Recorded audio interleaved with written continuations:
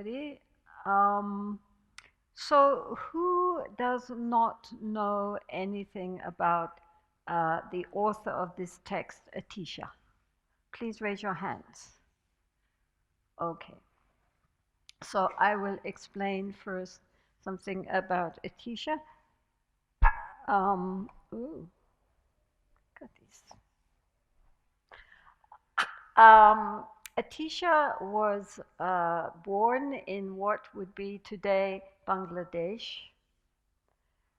So he was Bengali in the 11th century.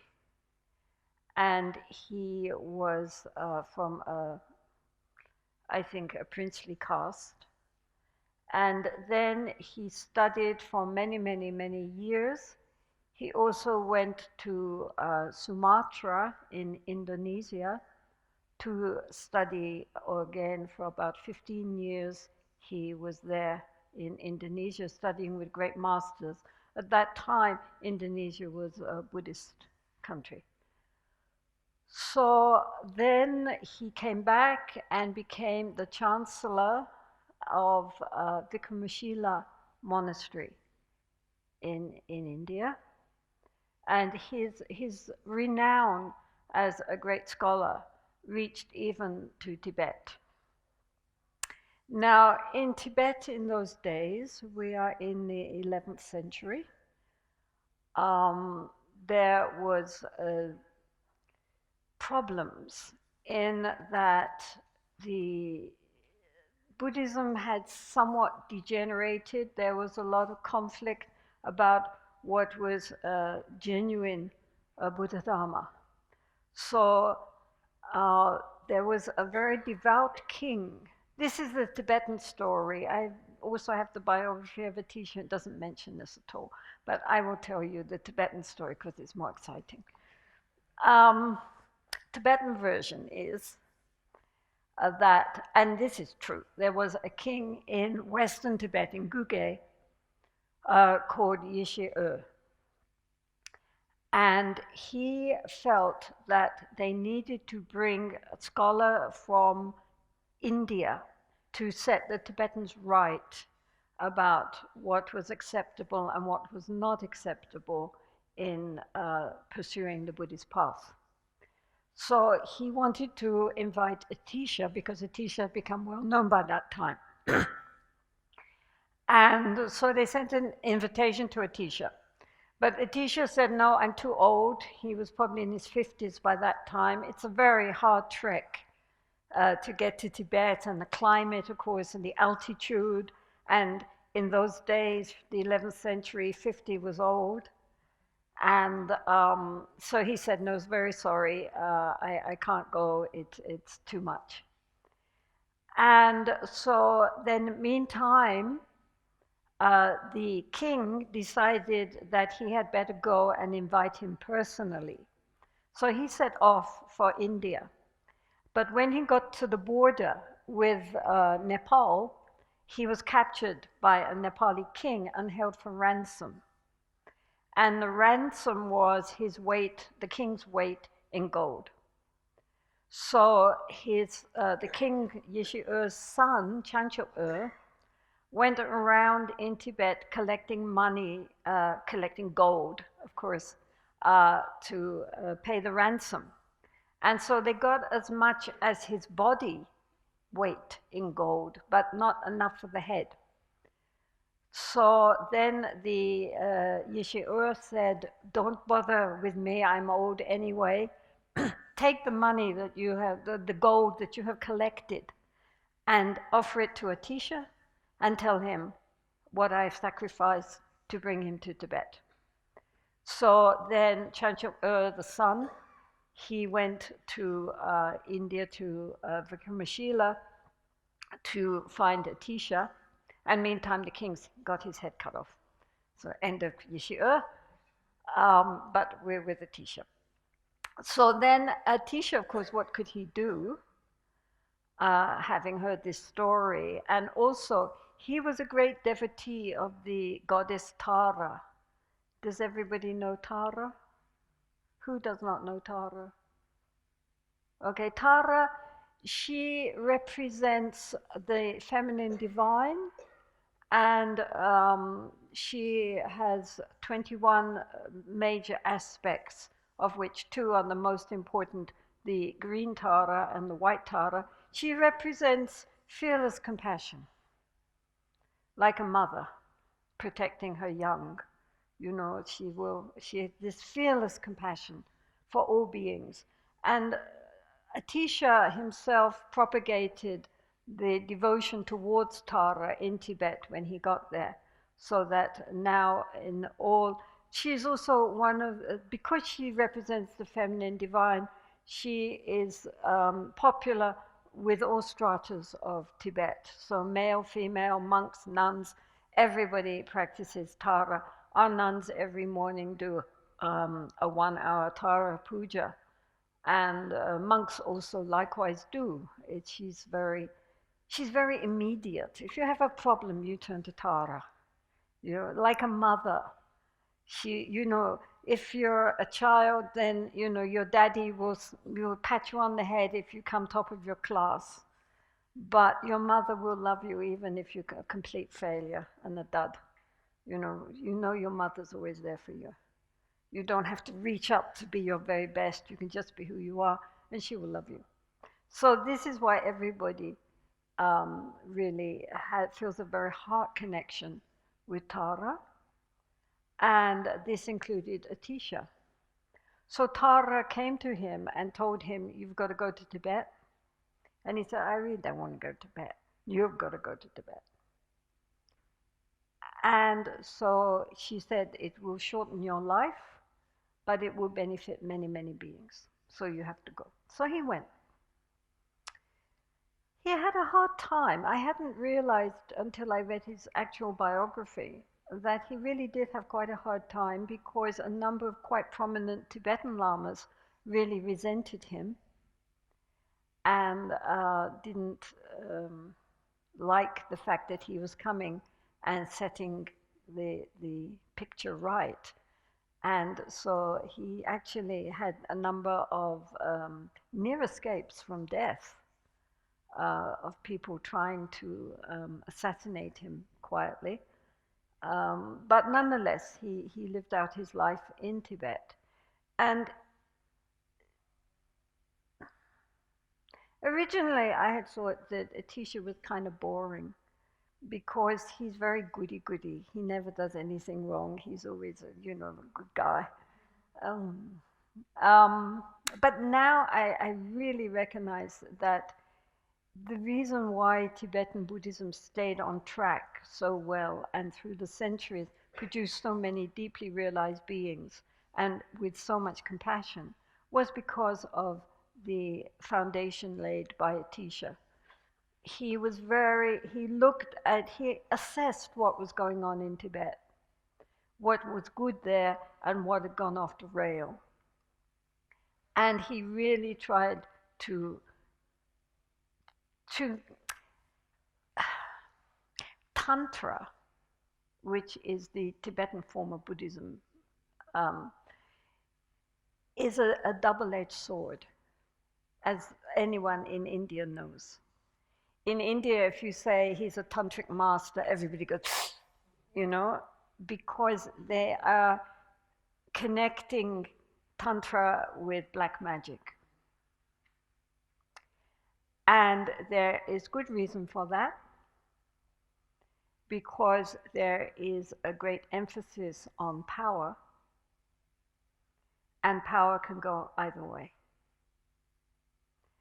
And so even in Tibet at that time, there were a lot of misuse of tantric methods. It had become a lot of emphasis on occult powers, on, even siddhis, has become, siddhi meant, having supernatural powers, as in India today. Many gurus are gurus because they have powers.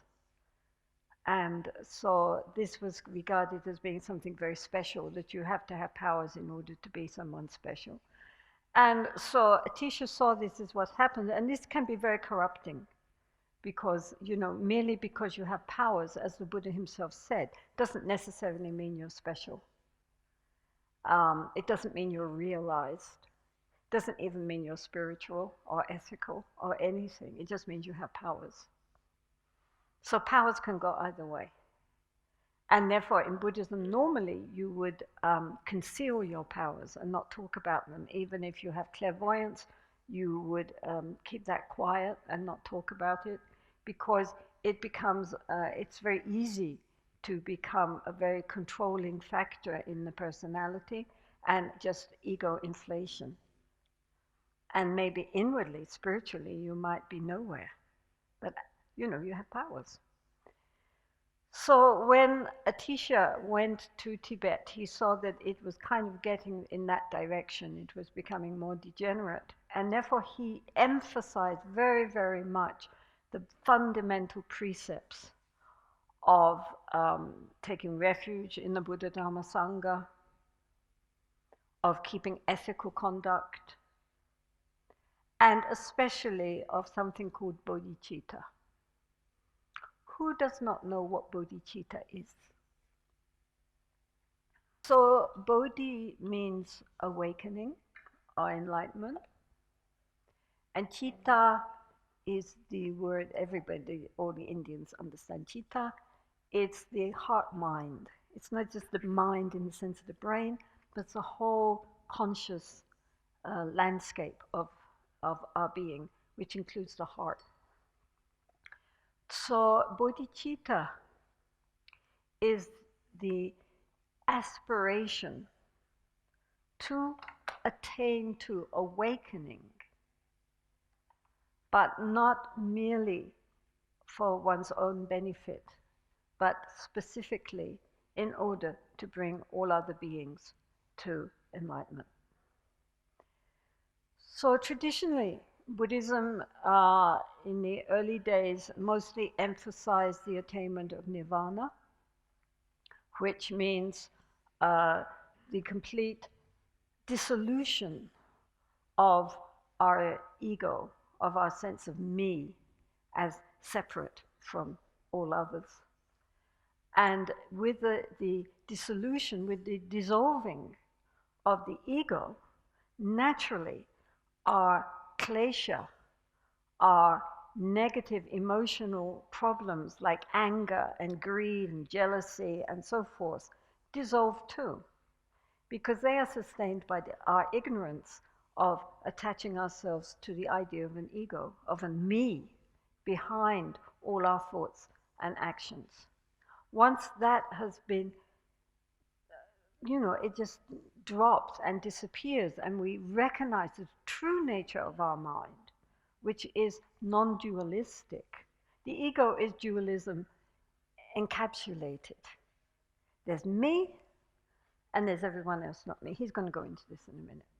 So, the original aspiration in Buddhism was to attain to nirvana, and therefore in that way transcend samsara and escape, be liberated, freed from samsara. But then it was recognized that since we are all at a very deep level interconnected, how can it be that we wish only for our own personal liberation?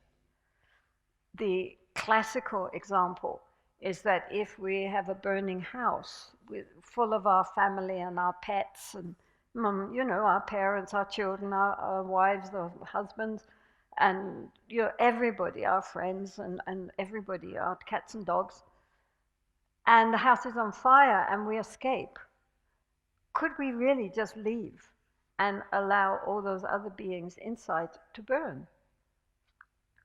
No.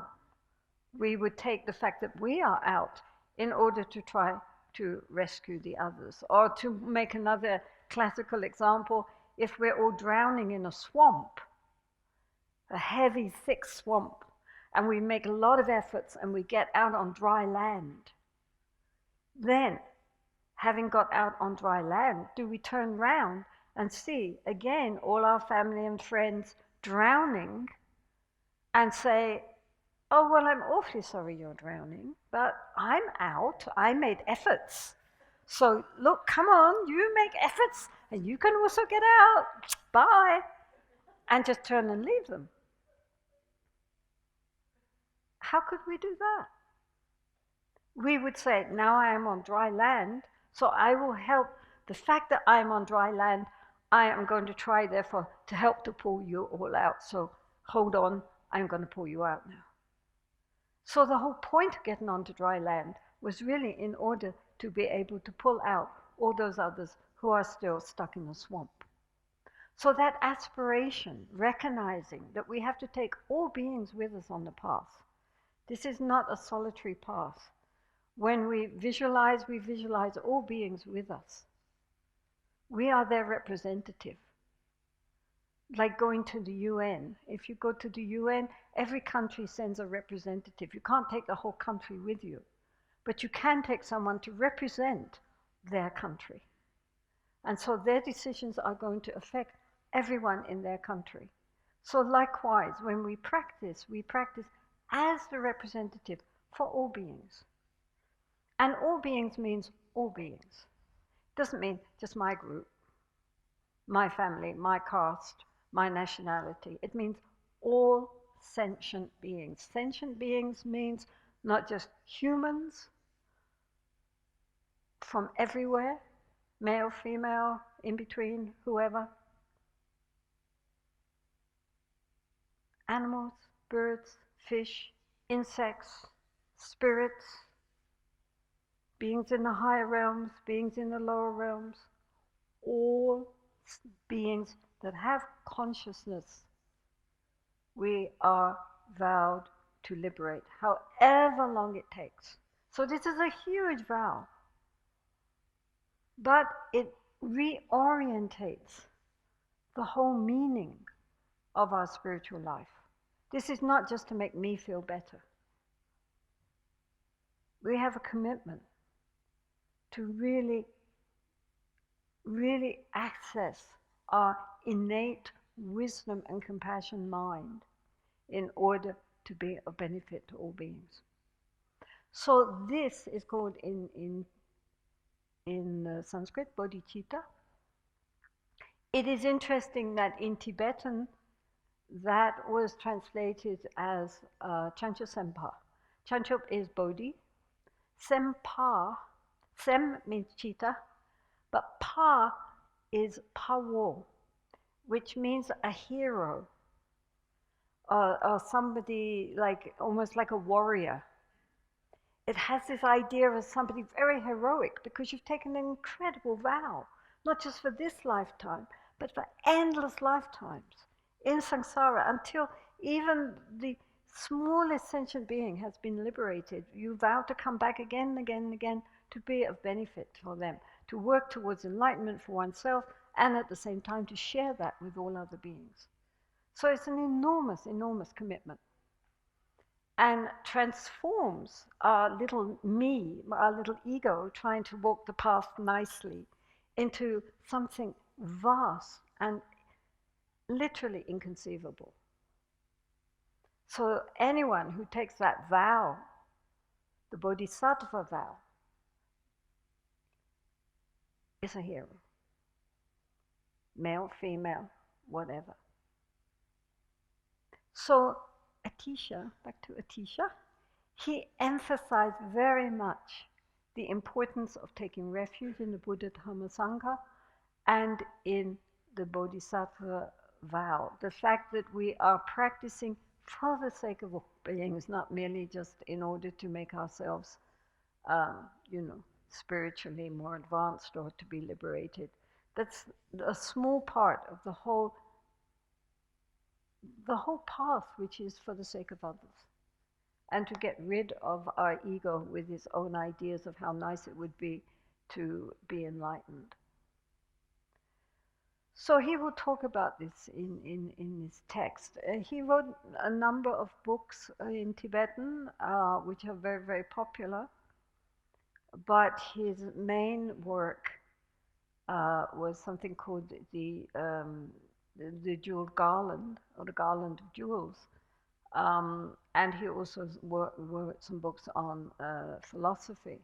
But mostly his work is quite outwardly quite simple in terminology, but the meaning is very profound. And it had an enormous impact on Tibetan Buddhism. It kept Tibetan Buddhism on track.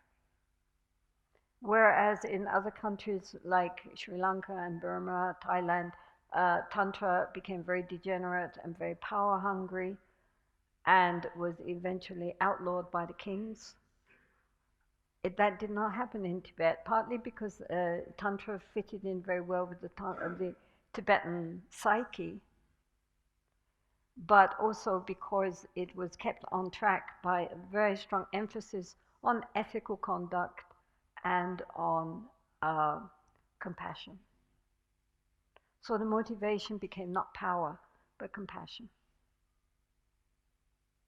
So in time, he himself formed a lineage called the Kadampa, and that was then absorbed by all the other traditions, the Nyingmapa Sakya Kagyu. They all have, they all follow Atisha. And then eventually in the 14th century, it was again revived by the great scholar yogi Tsongkhapa and became the Gelugpa tradition. So the Gelugpas consider themselves as the direct heirs of Atisha. But all traditions follow Atisha. I mean, he became, in our nunnery, if any of you come to Himachal Pradesh, you're very welcome. In our temple, we have, the walls are festooned with murals, but one wall is dedicated to Atisha. He's the center figure. And then Tsongkhapa and the Sakyas, and then underneath Guru Rinpoche, it's our little non-sectarian section. But Atisha is in the center because he fed directly into all the traditions and kept all the traditions very, very clearly on the path. So, I mean, really, had an enormous impact on Tibet and Tibetan Buddhism. And eventually he died there. So this is just one of his shorter works. It's very accessible, I think, for anybody to read and understand. One of the main emphases in the Kadampa tradition later on, as well as with Atisha, was also the emphasis on taking difficulties onto the path. There are many, they started a school called Lojong, which means literally mind training, but it's more a training of your attitude towards life. That so often, if we become sick, or if we lose someone that we love, or if we face any particular disasters and problems in our life, then we regard these as great obstacles and an excuse not to practice. And in the Lojong teachings, these mind training teachings, a lot of emphasis is on how to take these difficulties onto the path and transform our obstacles into spiritual opportunities. And so there's a lot of texts which came after Atisha from his tradition, dealing with difficult people, dealing with difficult circumstances in life, how to recognize that actually, if we just change our attitude towards them, they actually become enormous benefits on our spiritual life, especially for overcoming our ego-grasping attitudes, where everything has to be the way I want it to be. And if it's not, then it's bad. To recognize that that is just the very little ego who is in charge there, and is not based on any genuine spiritual insights. So this understanding that everything that happens to us, we can use it on the path. Everything that happens can be a benefit for us spiritually. Also had a great effect on the teachings in Tibet. So it was a very good thing that he came to Tibet, actually. So we're again grateful to India, especially Bengal.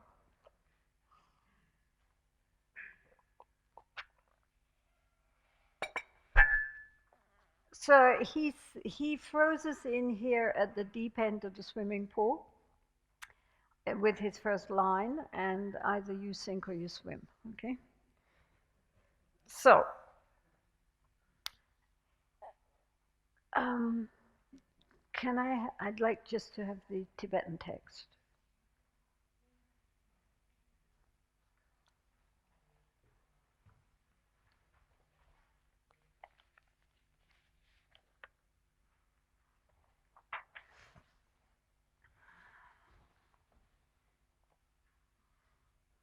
Okay, so the first line says, the supreme learning is to realize the meaning of selflessness or the absence of self, right?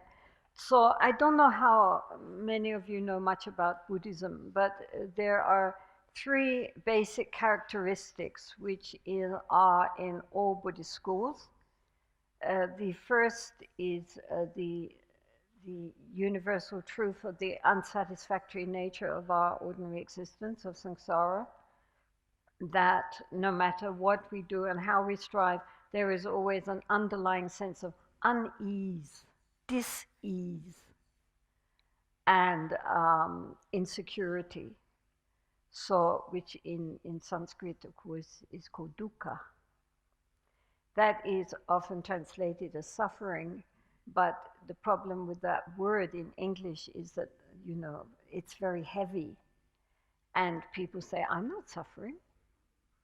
I'm fine. What's he talking about? Oh, these Indians, they're so depressive, pessimistic. It doesn't mean suffering in the sense of, oh, God, ah! It means this underlying sense that everything would be absolutely perfect if only. But there's always an if only. There's always somehow something not quite right, and we strive so hard to make everything the way the ego would like it to be, but it never quite works out. And we are always not secure as we think we are going to be. Why? Because of the second fundamental principle that everything is impermanent. We think that everything is static. I look here at this cushion, tomorrow I come back, it will look like the same cushion. But actually everything is changing moment to moment to moment. It's like a river that we look at it and we say, this is the river. And next day we come back and say, this is the same river. But as we all know, it's not, there's nothing there which is the same as the river yesterday. But moment to moment to moment, it's all flowing, it's all changing. Even our bodies, every day so many millions of cells are changing and everything is changing. We think it's our senses, our perception tells us that everything is the same and stable. But in actuality, of course, it's all in tremendous movements. I mean, beyond thought. But we don't perceive that. That's our perception sees what it has to see. It doesn't see things how they really are. And so on a subtle level, things are changing moment to moment, cellular level. But also on an outer level, things are changing also. People come into being and then they leave. They die, they go away. Today we have stability, tomorrow we lose everything. We don't know. Every time, everything is not secure. You come here now, but who knows if you're going to reach home, especially on Indian roads.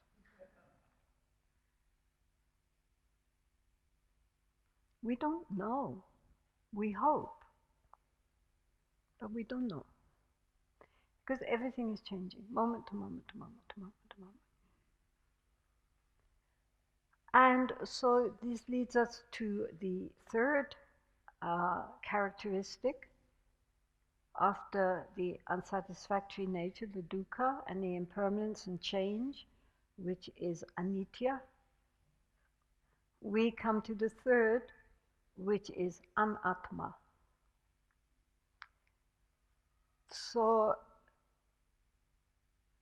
anatma, of course, literally means no self.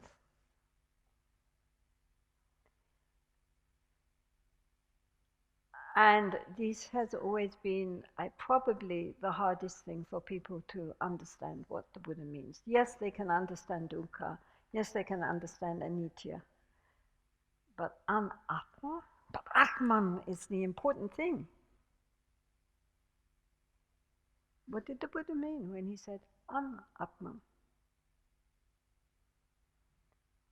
So, as this is the first thing which he comes up with, we would discuss this a little bit. So, the supreme learning is to realize the meaning of selflessness.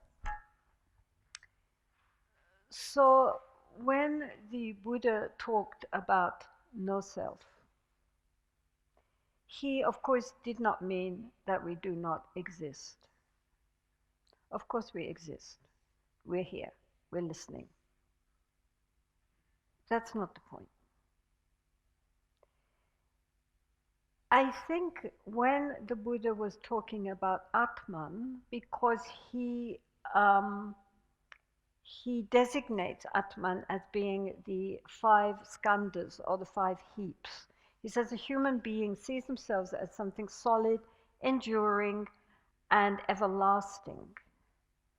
But it's not the way we see it to be. If we look for something solid, permanent, everlasting, we can't find it. What we do find is that there is a body made up of the 4 elements, that there is a mind which is made up of sense perceptions, the 5 senses, and the mind makes the 6th perception, and the sensations or feelings, and then all the mental formations which are in the mind, all the emotions and thoughts and feelings, and then behind that, the basic consciousness. And he said, beyond that, that's what we put together and we think is me. And so a number of Buddhist meditations are like unpeeling the onion. There's no core.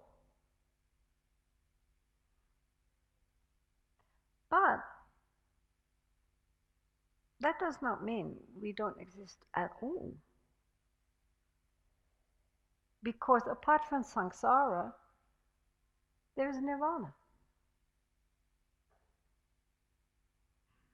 Nirvana, even in the earlier sutras, is described as being blissful, as being freedom,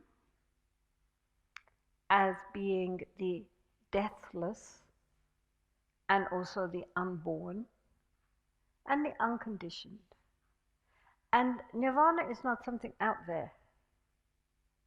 Nirvana is the level of awareness in the mind when there no longer is the duality of self and other. So it's something to be realized, right? You realize non-self by opening up into something so much vaster. And this is very, very important. Because otherwise it can all be very misunderstood as being nihilism. And the Buddha was against, nihilism as well as eternalism. He taught the middle way between the extremes. So the middle way is the way of looking at the very nature of the mind. The very nature of the mind is beyond the self. Our normal way of seeing things is to identify with our thoughts and feelings. So if I say, "Who are you?" you will give me your name.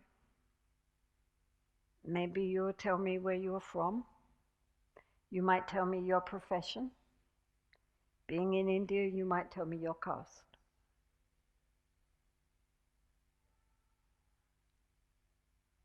We associate with all these things, our familial background, our place in society, our profession, our gender, our marital status, our memories,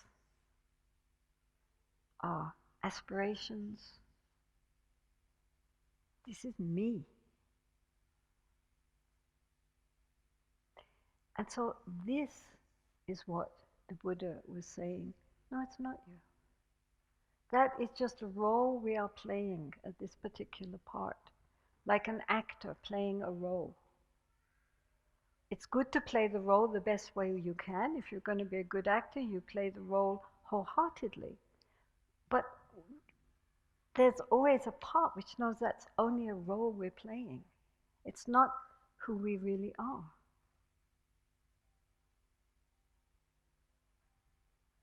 And this is our tragedy. Because we hold, I think this is Telsa, or whatever it's called, telling me, giving me Airtel, giving me a message. Sorry about that.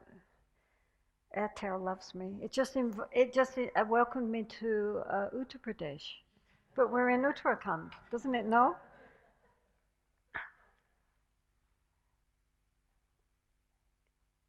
This question of who we are is very, very important in Buddhism. And this is why I think Atisha put it at the beginning. Although it's the most difficult part of Buddhism to understand, it is also the most crucial part. So if we are not who we think we are, if we are not ultimately, there is relative truth, there is ultimate truth, right? So on a relative level, yes, we are who we think we are and doing what we think we're doing. That's on a relative conventional level, that is fair enough. I mean, to realize the nature of the mind doesn't, you go, and you become like a zonked out zombie. I mean, anybody who's met genuine spiritual masters knows they're more alive than ordinary people. It doesn't mean we space out. So on a conventional level, okay, but on the ultimate level, we see things with great distortion. We do not see things how they really are. So, if we are not our gender, our nationality, our family, our caste, our profession, me, who are we?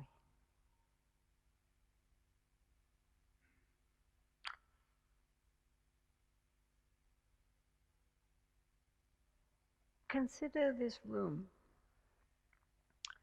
If you come into the room, you sit on your chairs here, right? Then after lunch, you come back in again. Excuse me, that's that's my chair, right? Especially in very crowded Dharma teachings, people come fisticuffs about their chairs, their space. They were only in it for 2 hours, but already it's mine, right? This is my space. That's my chair. But we can't say that about the air we breathe. We breathe in, we breathe out. We're all in this room, which is practically closed. We're all breathing the same air. But I cannot say, excuse me, you cannot breathe my air. This is my air. How dare you breathe my air? In fact, we breathe in, we breathe out, we all share.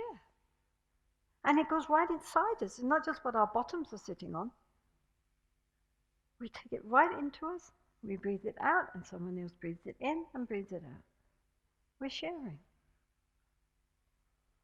Likewise, if you came into this room and I ask you what is in this room, you would say, well, there were chairs, there was a platform, there were images, there were some ferns, people. But what there really is space. But we don't see the space because we only see the things. And yet, even those things, people, chairs, tables, very solid. I mean, it is solid, like this here, this bell, whoa, it's heavy. If I threw it at somebody, they would bruise. But if you asked a quantum physicist what is here, he would say, it's all space. Space and energy. We're all space and energy. There's nothing we can point at and say, this self-exists on its own side. Everything is interconnected, and ultimately everything devolves back down into space. When I was a little girl, when I first joined my, what in England is called grammar school, when I was 11, I asked our physics teacher, the first time we did a science class. In the lower classes, we don't do science. When I was 11, we start science. So I thought, now I'm going to find the truth. So I said to our physics teacher, when everything is down, you know, what's the word for it? You know, reduced to its ultimate level, what do we get? And she said, oh, well, protons and neutrons. And I thought, no, cannot be. Because if there's a neutron or a proton, that must be able to be reduced into something less. I mean, if she'd only spoken from the point of view of quantum physics, we would have been fine, and I might have become a scientist. As it was, because she just ended with protons and neutrons, I got lost interest in physics. So the point is that when we reduce and we reduce and we reduce, we never can find anything that you can catch hold of and say, this is the thing in itself. And this applies to external phenomena, but it also applies to ourselves and to our mind. However much we peel off the layers of our consciousness, we never can get to something which is solid, enduring, and ultimately I. This is what meditation is really about. It's not about trying to be peaceful and blissful and things like that. That's irrelevant. The important thing is the answer to the question, who am I? So this is what he's doing. Who am I? Well, I am not who I think I am. And where comes the I am not who I think I am is the anatman. I am not this me that I think I am. Atman at the time of the Buddha didn't mean, I think, the Upashanic idea of Atman. The Buddha, in the early sutras, you can see that the kind of Hinduism or the kind of religion the Buddha was dealing with the Vedas. All the gods that appear in the Pali Sutras are Agni, Indra, and Brahma. There's no talk anywhere in any of the sutras about the later gods like Krishna and Vishnu and so forth, or Shiva, anything like that. And they don't come into it at all. There's only the Vedic gods. And the kind of ideas which the Buddha is refuting is mostly Sankhya, is the kind of philosophy based on the Vedas. So he was not dealing with the idea of whether he would have or not, but he wasn't dealing really with the later Vedantic idea of Anatman. That came all much later. When he's talking about Atman, Atma just means I, right? That's all it means. And so this idea that we have, this conventional idea we have of who we are, that's what the Buddha was refuting. He was saying we're identifying with all the wrong things. But as I say, it doesn't mean we don't exist at all. But like the room here, which is space, we don't see the space. We only see the things. So when we look at our mind, we see our thoughts and feelings. But we don't see that which sees the thoughts and feelings. Do you understand? We are aware of thoughts and feelings, but we are not aware normally of that awareness. In other words, yes, there is space here. Otherwise, everything else could not exist. And those things which exist and take up room in this space, nonetheless, themselves are space. Likewise with the mind. We are so busy looking at our thoughts and feelings, we don't see the space behind those thoughts and feelings. But those thoughts and feelings themselves, if we observe them, become empty like space. But who is observing? So this is the point of Buddhist meditation, really, is to become aware of that awareness. So this ultimate awareness, the pure nature of the mind, is compared to space because we can't grasp it, we can't see it, we can't taste it, touch it, hear it. It's beyond the senses, and we cannot observe it.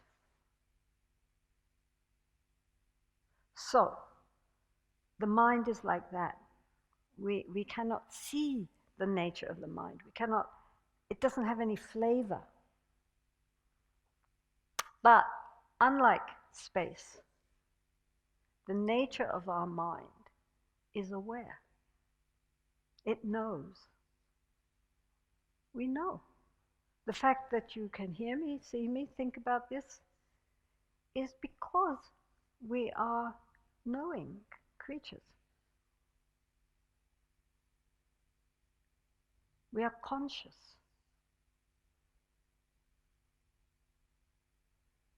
But normally we are conscious of something. So we are not conscious of being conscious. The ultimate level of our awareness, our pure primordial awareness, is again compared to the sky because it's also all-pervading. It's not limited by our small little brain or our small sense of individuality. It connects us with everything. Our dualistic consciousness, which is what we normally use, our conceptual thinking mind, is very dualistic. Me, everything else, not me.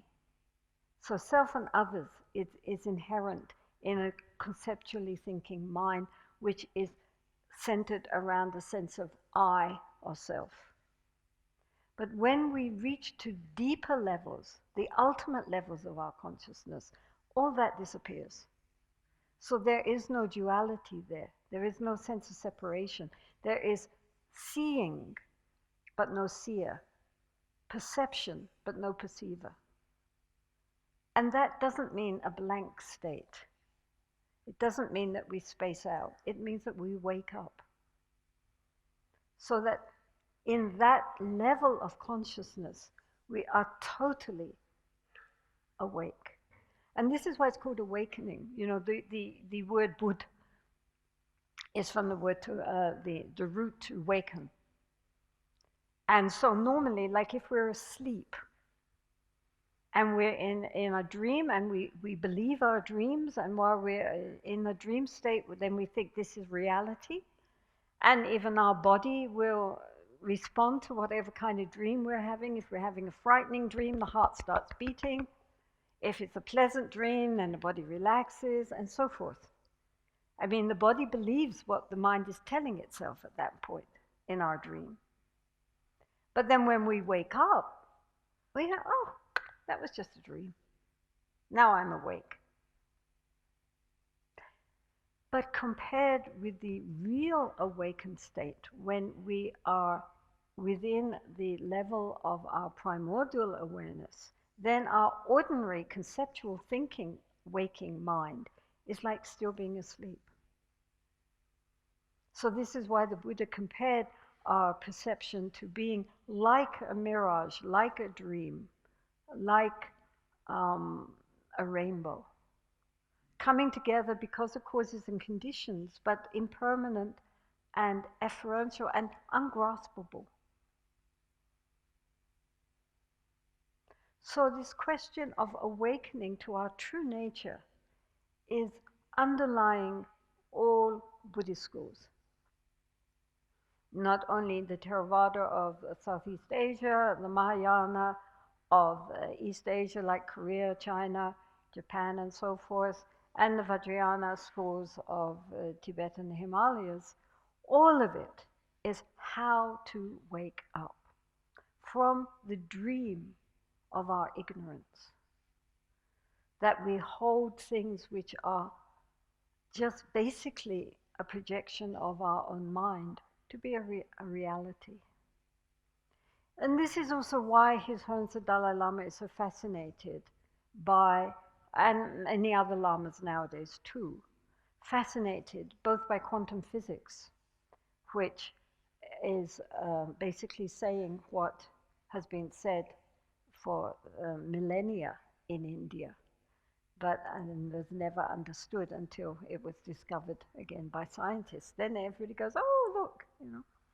But of course, in India, they have known for so long that outer matter is not anything like we normally perceive it to be. It just isn't.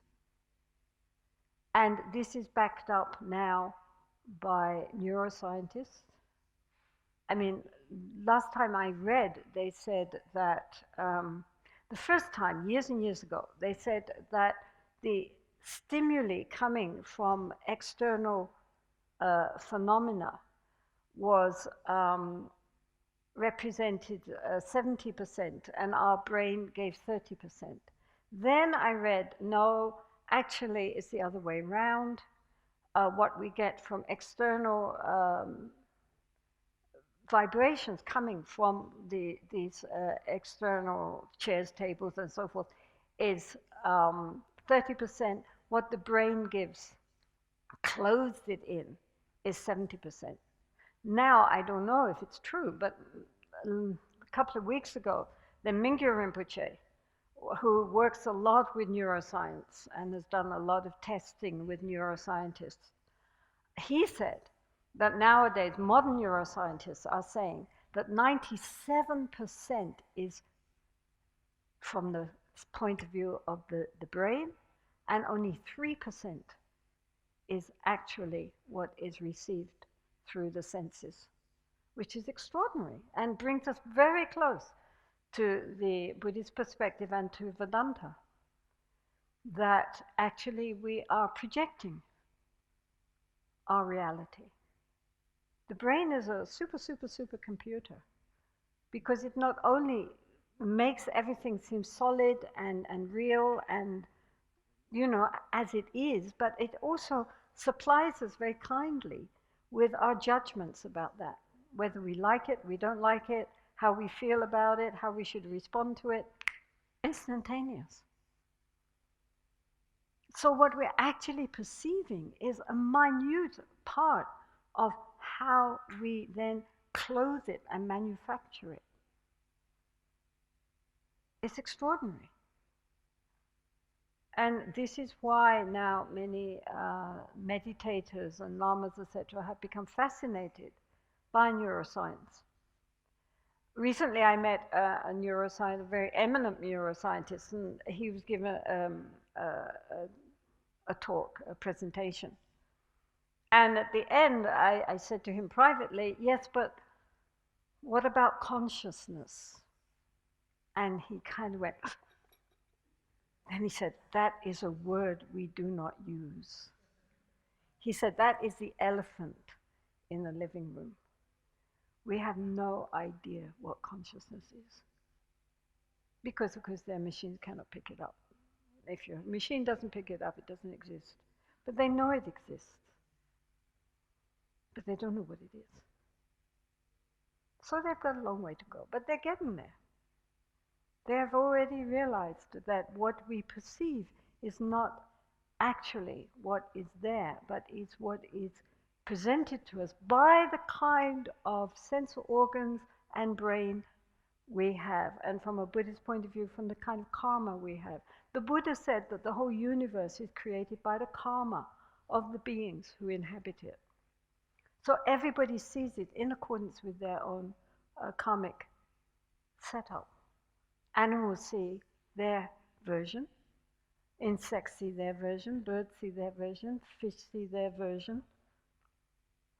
Different human beings probably see their own version too. It's actually a very fascinating topic, how much we are moment to moment to moment creating our own reality. But part of this is that we are not who we think we are. We are so much more than what we think we are. This is the whole point. We all have what in Mahayana Buddhism is called Buddha nature. We all have Buddha nature right now. The whole point of Tantra was that it's not we're flawed sentient beings, but eventually we can become perfect as a Buddha, and we have to walk the path like this. The whole premise of Tantra was based on the idea, but we are already Buddha, we just don't know it. We already have Buddha nature. So we take that goal and bring it as the practice. And this is why in Tantra you see yourself as a deity. Not pretending, now I'm going to pretend to be Tara. I am Tara. Of course. I'm just pretending to be Tenzin Palmo. But really, my true nature is Tara, of course. And all beings are Tara. Not just me, I'm Tara, and you're just sentient beings. All beings are Tara. But we don't know it. And therefore, the greater the wisdom, the greater the insight, the greater the compassion. Compassion is not just for, suffering puppies. It's for seeing that we all have this incredible potential and we don't know it. The example is of a beggar with a treasure under his, in his little hovel. And he goes out begging and getting a few paisa, a few rupees here and there, and thinking himself rich. But all the time, he's a Krawpati. He just doesn't know it. He thinks he's poor. And so that's like us. We think we're flawed sentient beings. We have so many problems. I have such a bad temper. Oh, I've made so many mistakes in my life. Oh, I'm hopeless. Oh, I'm this, I'm that. Or whatever. But all the time we're Buddha. We just don't know. So we look out there for our satisfaction and to, acquire something which makes us feel better.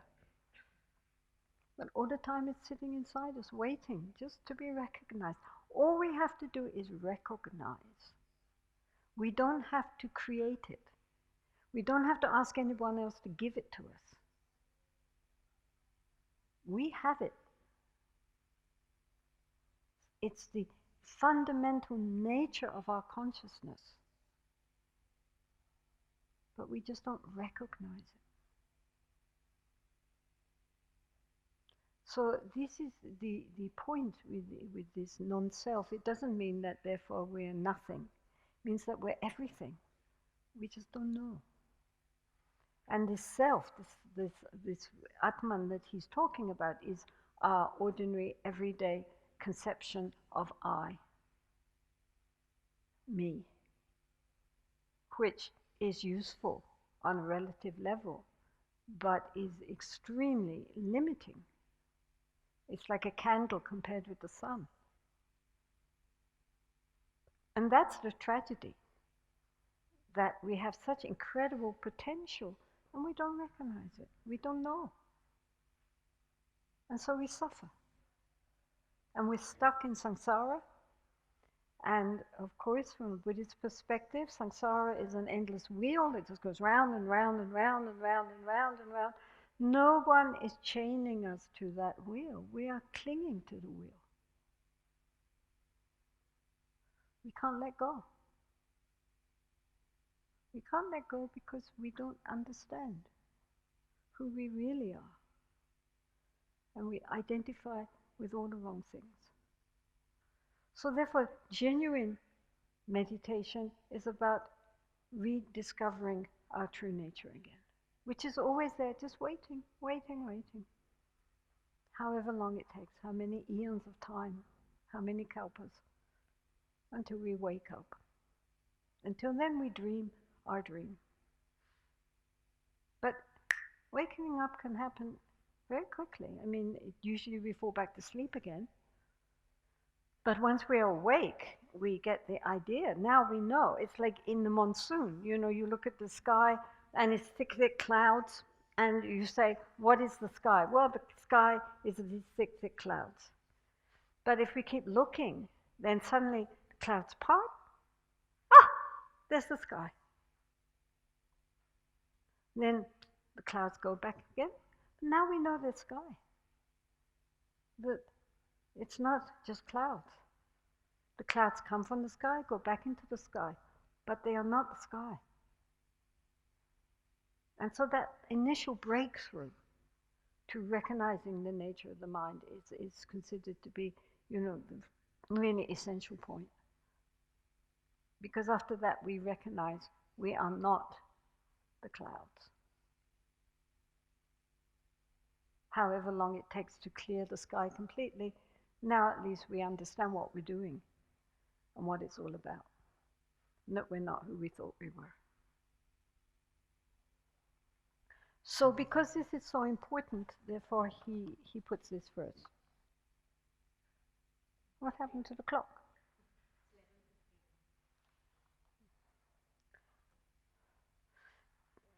I have a clock there in my bag. Can I have a clock so I know what we're doing? I'm sorry to take a lot of time up on this one verse, but it's a very important verse. And it's okay, we have a clock. Come prepared. Okay. So many lecture halls you go into, there's this huge lecture hall, but no clock. We could go on for hours here. Well, that's very useful for them. The lecturer isn't the one who needs to know what the time is.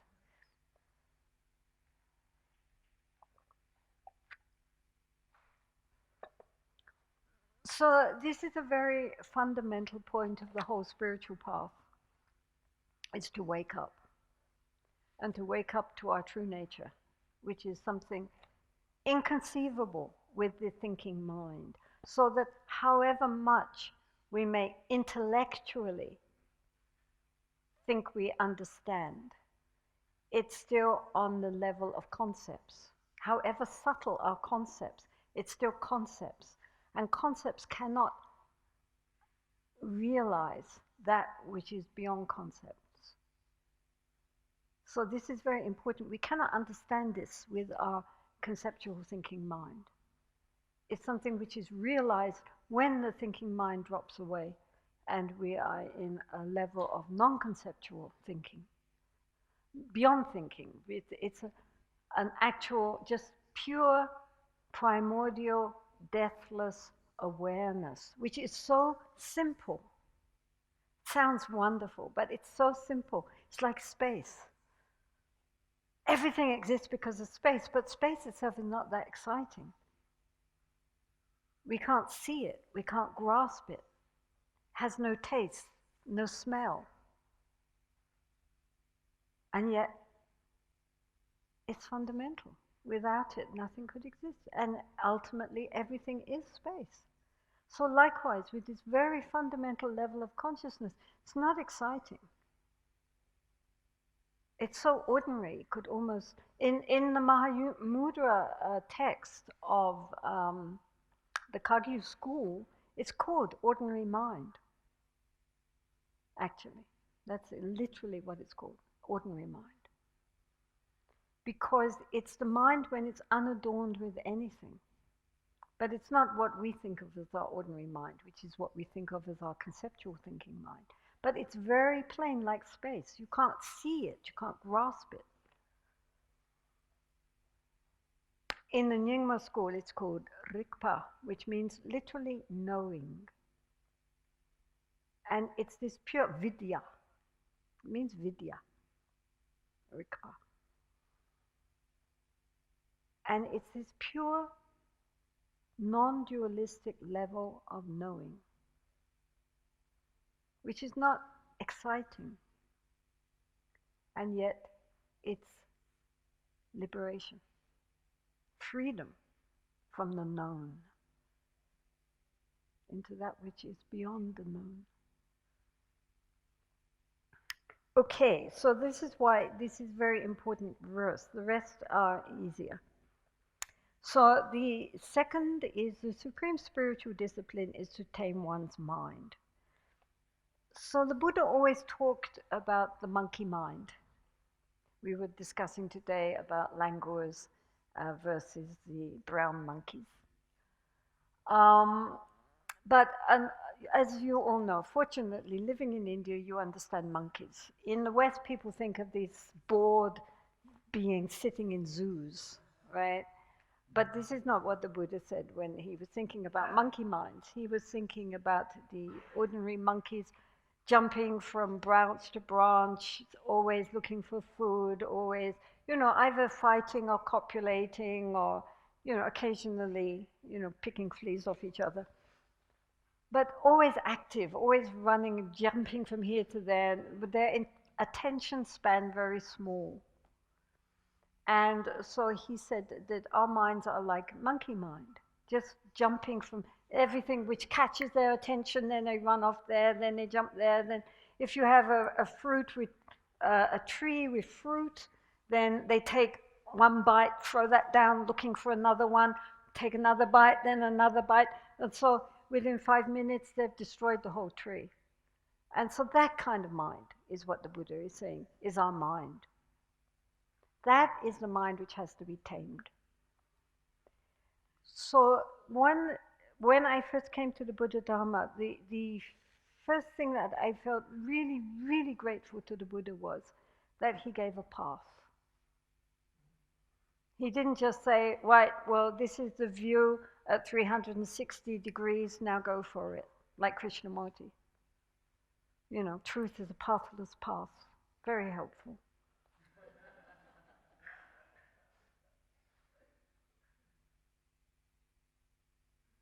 Yes, when you get there, you don't need a path. But to get there, you need a path. You have to know where you're going.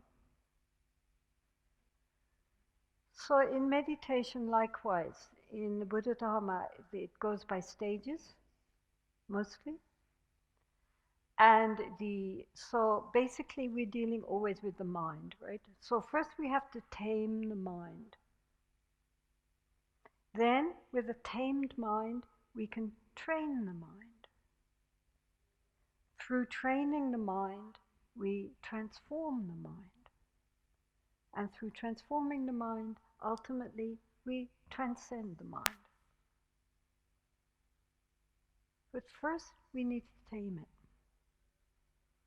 Like a wild horse. We might have a horse, a wild horse, which is very beautiful horse, and we can look at that and think, wow, that horse is incredible, has such potential, beautiful horse. but it's wild. We want it to go right, it will go left. We want it to run, it will stop. We want it to stop, it will run. Why? Because it's wild. So in order to train it to be useful, first we have to tame it. Now there are two ways of taming a horse. We can beat the horse into submission, so then the horse will more or less do what we want, but it will be a very sad horse, and it will be a very resentful horse, and probably at the end it will try to, break out. Or we can befriend the horse, make it so that it's interested in the idea of being trained, that it quietens down because we make a good relationship with that horse. And then the horse wants to please. And then it will do what we ask it to do and gradually enjoy being trained. So here, with taming the mind, it's the same. We can vigorously make it concentrated. You are going to concentrate. And yes, I want to concentrate, I'm concentrating. And sometimes in the beginning that works. In fact, recently I've been interesting how things come together, but I've been reading a number of accounts of people who use basically that method, and in the beginning they got, their minds became very calm, very one-pointed, experiences of bliss and da-da-da, and they're thinking, wow, enlightenment any minute now. This is the way to go. And then suddenly, it all fell about. And after that, their mind just, it was too much. Their minds just couldn't cope. Sometimes they got very sick. Their minds went crazy. It's like, you control, and then suddenly it will break out. And so sometimes they spent years and years trying to recover from this very tight approach of controlling the mind, not just taming it, but controlling it. So much more skillful than that is to befriend the mind and tame the mind by gentle means. In Buddhism, in all Buddhist schools, usually first step, as most of you probably know, is to focus on the breath. This is for many reasons. One is because we are always breathing, although normally we are not conscious of breathing. But the moment we say breathe, be aware of your breath, we can all be aware of our breath. Hold your breath, we can all hold our breath. Right? So this is the first thing, that the mind, it's the one action which bridges the body and the mind. The mind is very affected by the breath is very affected by the mind. When we're excited, when we're frightened, when we're angry, the breathing changes. So we have in Tibetan tradition, it said that the breath is the horse and the mind is the rider. They both go together. So first of all, it's the bridge between the mind, the mental aspect, and the physical. But also, we cannot breathe in the past or in the future. We only breathe now. So if we are settled, the awareness on the incoming and outgoing of the breath, we're present. Now, it's an interesting fact that the ego itself, which doesn't really exist, it's a fabrication of many, many factors coming together, which we then solidify into an entity. But anyway, that cannot live in the present. It lives in the past and in the future, which is why we are endlessly thinking of the past, either the immediate past or the distant past, or we are planning and fantasizing about the future, Or if we think we're in the present, we're just thinking about it. We're not actually experiencing it. So even whatever we are doing, we're immediately giving our ideas, opinions, and so forth to what we are perceiving, which is all based on past status, you know, what we think. Our opinions are based on thoughts we had in the past. Do you understand? I mean, it's very important actually, how we think, because it's all based on past perceptions. It's very hard for us to see things nakedly. To have naked awareness means we're not clothing it in all our ideas and judgments and thoughts and feelings about the thing. We're just seeing it as it is, without our preconceptions. So when we're breathing, then it's important to be aware of the breath and not be thinking about the breath. Oh, now I'm being aware of the breath. Yes, yes, my breath is coming in, my breath is going out, yes. It's not dealing with the thinking, it's just the awareness. We breathe in, we breathe out, and we know it. So these three things, we know it. Not thinking about it. Meantime, the thinking mind is going on in the background, but we are not giving our attention to that. We're ignoring that. We're just giving the attention to the breath, very gently. It's like if we're in a room and the television is on, but we are not attending to the television because we are reading a book or working on the computer or whatever. Anyway, our attention is here. Our attention is not on the television. And then suddenly something will happen loud on the television. We look up and we say, oh, And then we're caught up in the television and we've forgotten about the reading. And then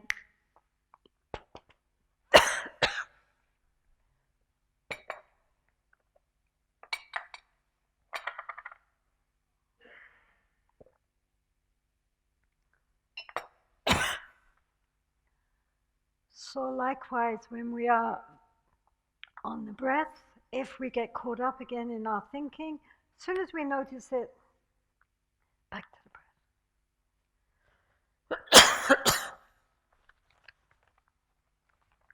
So when we are focusing on the breath, which is a very good way to tame the mind, to quieten the mind down, we we do not give all our am I losing it? Sorry. We do not give all our attention to the breath.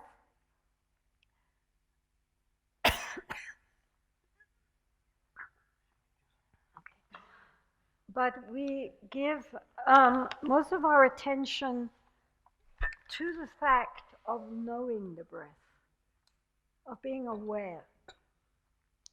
These practices for concentrating on the breath or concentrating on a small article like a pebble, or even of later observing the mind itself, the important thing is not the object, the breath, the pebble, the mind.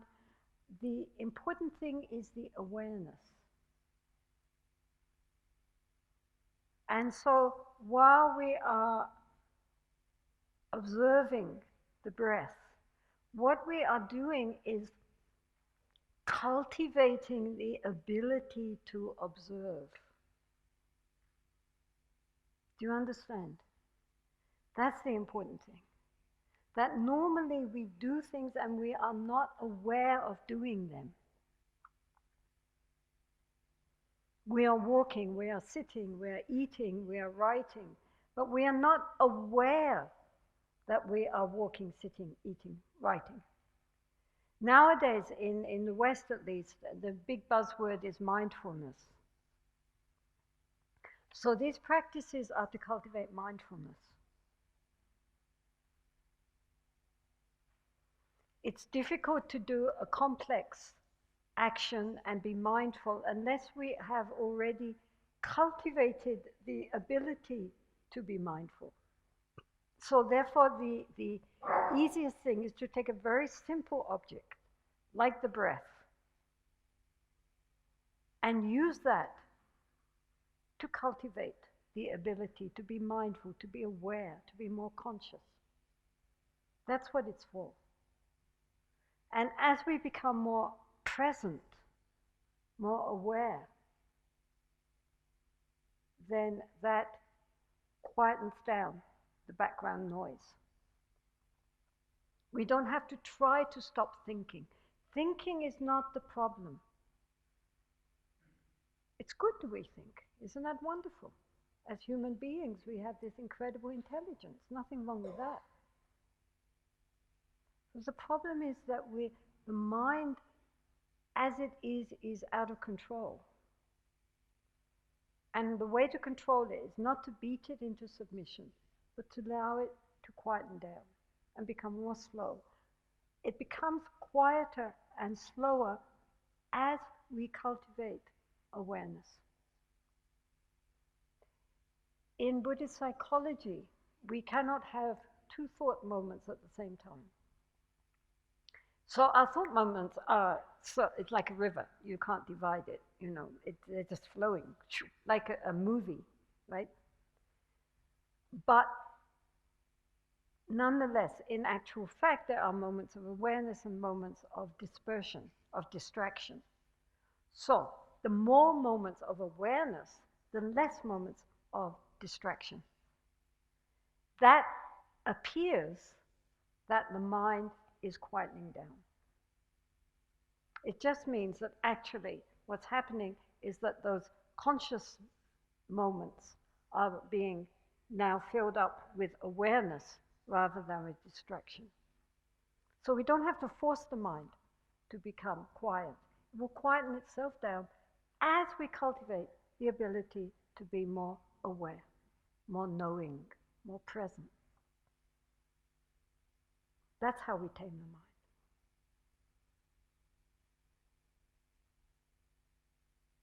So when we sit, we breathe normally, little more attention on the out-breath, and just allow the in-breath to come in. But as we get into the rhythm, be aware of being aware. Be aware of knowing the breath, not just the breath, but the fact that we know the breath. Because the important thing is that we are cultivating the ability to be aware. Do you understand? Right? So even in the text it says 30% on the breath, 70% on the awareness. The breath is like a support. We don't know where to put the mind. Okay, we put it on the breath, because the breath is also very soothing. But it's not that we've got to be totally focused on the breathing. We have to be very relaxed. Keep the mind spacious, clear, present, and just knowing that we breathe in and we breathe out. Do you understand? Yes? Anybody not understand? Okay, let's try that for 5 minutes.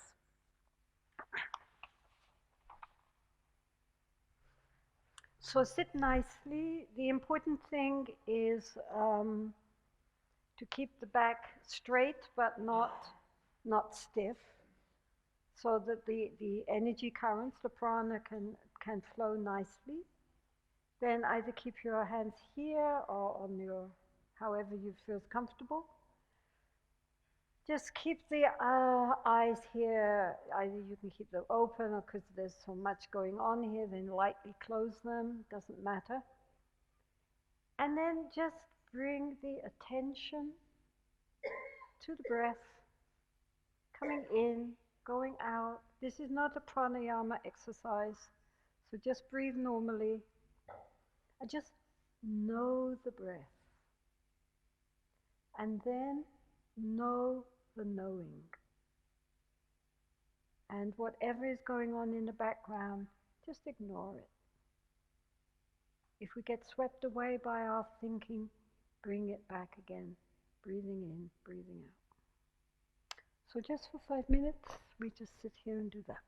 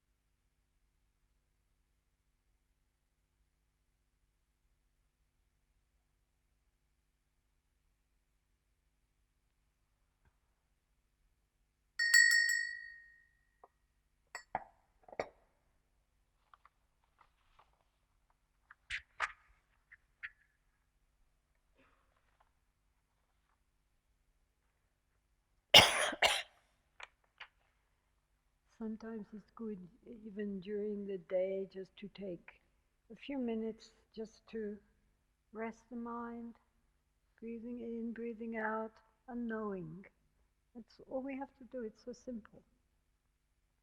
But it is an enormous holiday for the mind.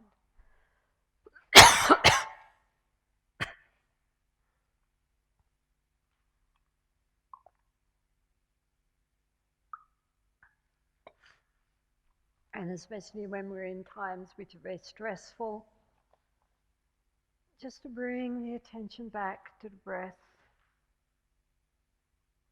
just to be with the breath, can be very helpful. Okay, so the third line says the supreme good quality is great altruism.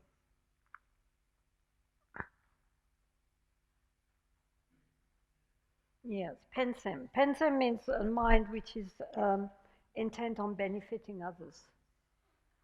So again, this brings us back to the idea of bodhicitta, which is the idea that really we are here not just for the sake of benefiting ourselves or our dear ones or our loved ones, but ultimately for the sake of benefiting all beings. Why? Well, there are various reasons, including our karmic connections with all beings from the past.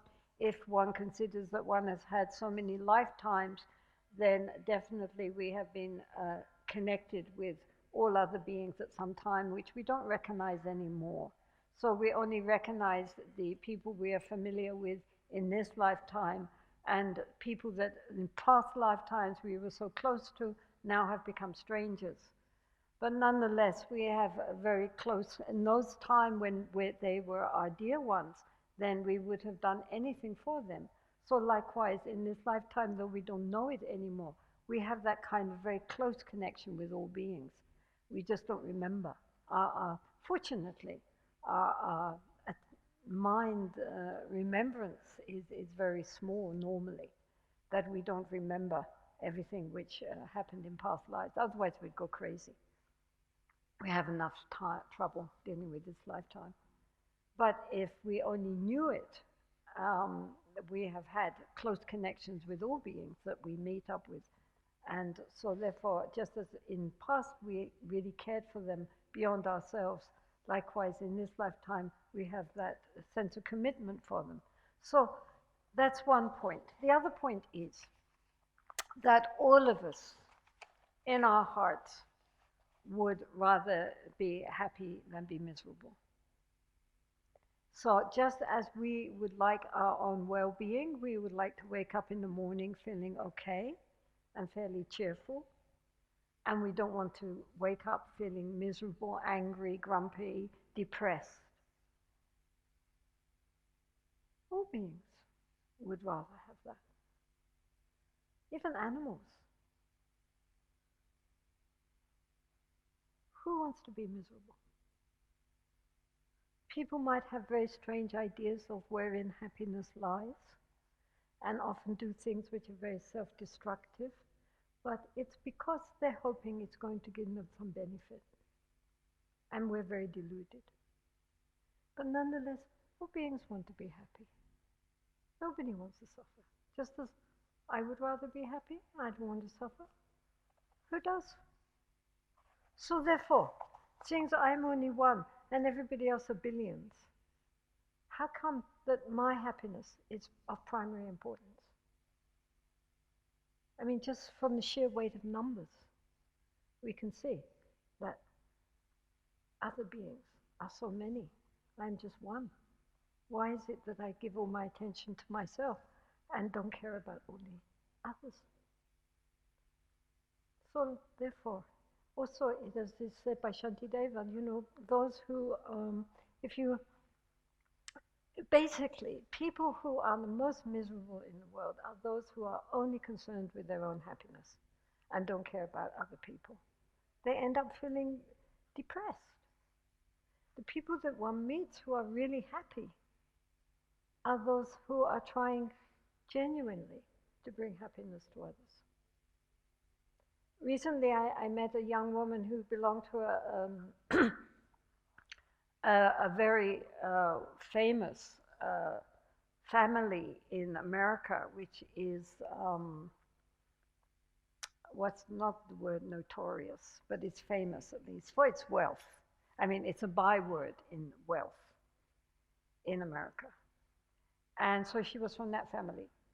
And she said the advantage of being born in a family like that was that you saw that merely having great wealth did not bring happiness. She said most of the family are alcoholics or into drugs or depressants. They said they're a complete mess. The only people in the family who were happy were the people who were engaged in philanthropic or enterprises and charities and busy giving away their wealth. She said they're happy. They have a meaning and a purpose in life. But the others who are just self-indulgent and just concerned with only themselves are miserable. So even from that point of view, a purely selfish point of view, it makes sense to give more attention to bringing happiness to others than merely to be concerned with bringing happiness to oneself. The Buddha himself, when he taught practices for cultivating maitri, metta, loving kindness and friendliness, and karuna, compassion, mudita, a joy in the happiness of others, and upeksha, or equanimity, impartiality. The most important here are those of wishing love towards others and towards compassion for all beings. But the Buddha said, well, we start with ourselves. Because if we don't wish well to ourselves, then it will not be easy for us to give out to others. I mean, in fact, if this is empty, then I can't offer you any tea, right? Because it's already empty. But if I fill it up, then I can pour it out. But I have to keep filling it up. So likewise, we have to make friends with ourselves first. It's important to be friends, because otherwise we just get depressed if we are only giving to others, and giving people the sunlight and standing in the shade ourselves doesn't work. We all have to be in the sunlight. And I think the Buddha understood this very clearly, that we have to make peace with ourselves, forgive ourselves, make friends with ourselves, appreciate ourselves, encourage ourselves. As Shantideva said, the great 7th century scholar, Indian scholar, that while pride and arrogance are klesha, nonetheless, self-confidence is essential. We have to believe in ourselves. We have to make friends with ourselves. Then, with that, we have so much to give out towards others. And so it becomes like self-promoting. We give out, and that way we get in, and we give out, and it continues. If we're only giving out, and we never recharge our batteries, we go flat. So, although he says, caring for others, but we are also a sentient being, and so we have to care for ourselves. But in caring for ourselves, it's also a part of that is caring for others. And so it's reciprocal. If we only give out, and we never take in, then we will end up empty. And a lot of people who do social work end up burned out. But it's because we're not being skillful.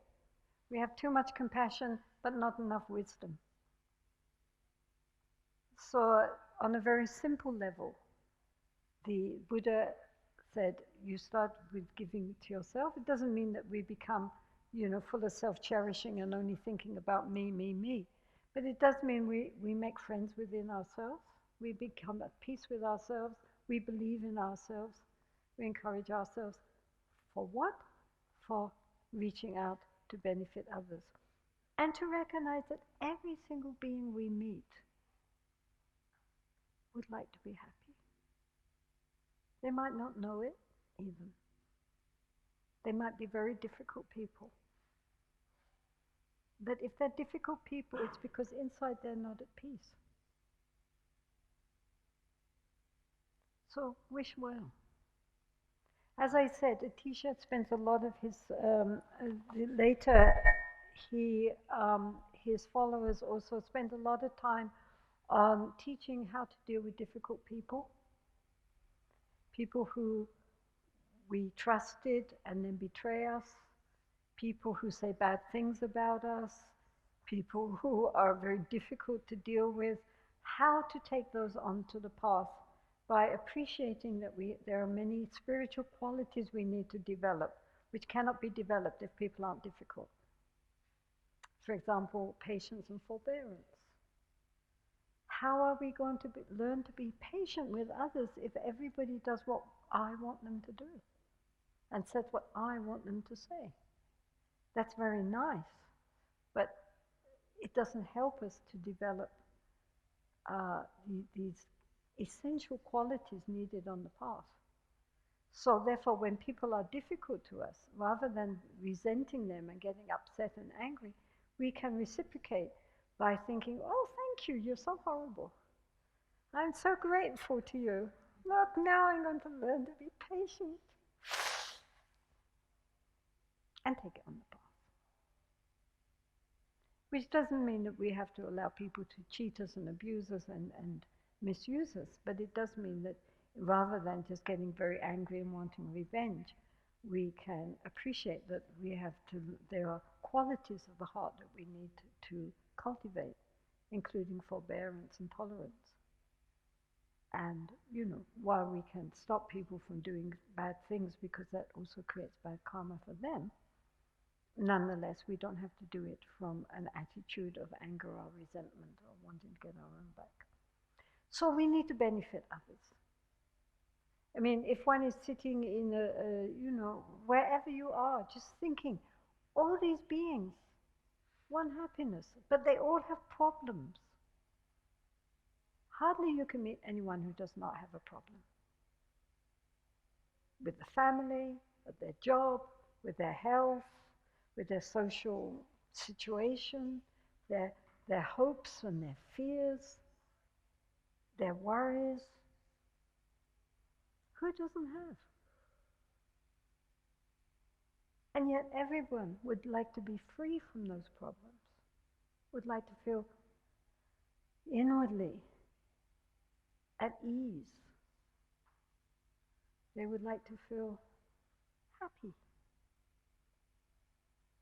So wish them that. If we're sitting in a bus or a train or a plane or in a traffic jam, rather than sitting there doing nothing or just distracting the mind, just sit there quietly and imagine golden light coming out from the heart and absorbing into all these beings and completely clearing away all their worries and frustrations and difficulties, and that joy and peace arise in their heart.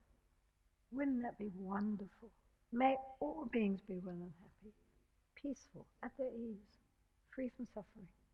So like this. And where we can help, we try to help. Recognizing that, it brings us also a deeper satisfaction to be of benefit to others than to always just be endlessly focused on our own pleasures and desires. So he says, therefore, that the supreme good quality, guna in Sanskrit, yunten in Tibetan, the supreme good quality of the heart is to have a good heart. The Dalai Lama often says that really at the end of the day, all we are trying to do is develop a good heart. And, other lamas say, well, we're trying to become good human beings. So the way to become a good human being is to wish to be of benefit, help, to others. But that means that first we have to, not escaping from our own problems, we have to make friends with ourselves, encourage ourselves, and from that we can give out to others from a sense of well-being, our own inner well-being, we can share with others as much as we can. So that way also our life has meaning. Many people say our life is meaningless. Well, we have to give it meaning. It's not there. We have to provide it. The best way to give it meaning is to strive towards really understanding our true nature and at the same time cultivating love and compassion for all beings. All beings, not just those we like, or those that we're related to, or those of our set. All beings. Isn't it? Okay, so I think we're more or less come up to 12 o'clock, according to me. So we meet again at 2 o'clock, I believe.